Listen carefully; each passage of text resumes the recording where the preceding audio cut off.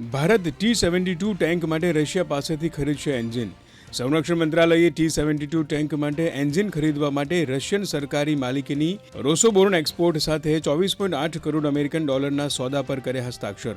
Russian company ભારતની સરકારી માલિકીની આર્મ્ડ વ્હીકલ નિગમ લિમિટેડને ટેકનોલોજી પણ કરશે ટ્રાન્સફર. પશ્ચિમ બંગાળના બાગડોગરા વિસ્તારમાં ભારતીય વાયુસેનાનું ટ્રાન્સપોર્ટ એરક્રાફ્ટ થયું ક્રેશ. આ ભારતીય વાયુસેનાનું AN-32 પરિવહન વિમાન હતું. વિમાનમાં સવાર તમામ ક્રૂ મેમ્બર્સ સુરક્ષિત. બાગડોગરામાં લેન્ડિંગ કરતી વખતે વિમાન થયું ક્રેશ. શુક્રવારે ભારતે બાંગ્લાદેશમાં હિંસક ઉગ્રવાદીઓની મુક્તિ પર વ્યક્ત કરી ચિંતા. તેમાં એ પણ ભાર મૂકવામાં આવ્યો હતો કે હિન્દુઓ અને અન્ય લઘુમતી સમુદાયો તેમજ તેમની ધાર્મિક સંસ્થાઓનું રક્ષણ કરવાની જવાબદારી વચગાળાની સરકારની. યમન અને જિબુટી વચ્ચે સ્થળાંતર કરનારાઓને લઈ જતી 4 બોટ દરિયામાં ડૂબી.